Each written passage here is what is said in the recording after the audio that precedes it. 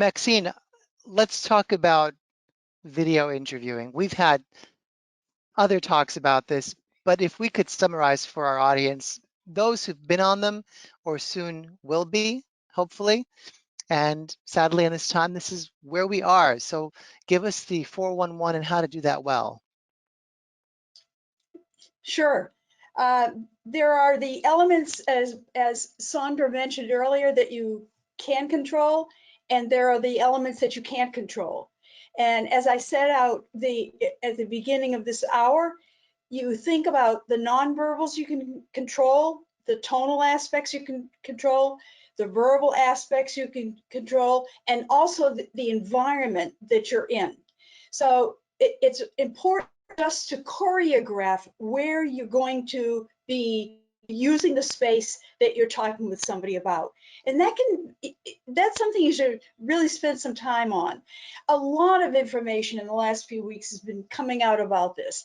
One of the things, as an example, is that there's a big recommendation around not to use a virtual screen behind you, because things in terms of that two-dimensional space can get lost. So if you decided that you want to have the Golden Gate Bridge behind you, you may be behind the Golden Gate Bridge at some point when you're talking to people. So you want to be cautious of that. And set the environment so that there's more neutrality to the environment than anything else.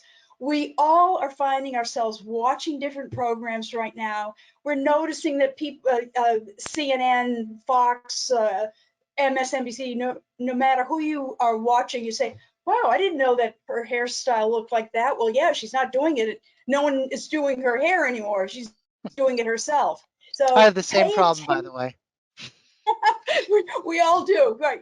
No hairdressers and all that. So there are some things that I call the choreographing that are really important to pay attention to. That is something you have control over. Making sure that your space around your desk is empty. Don't pick up paper clips or a pencil or something where your people can hear it come through the microphone. Maybe you're tapping your fingers or something like that. As best you can, if you have a dedicated space, especially for the interview, I would say you have to have a dedicated space, because otherwise you're going to be sitting there worrying that some things may take place.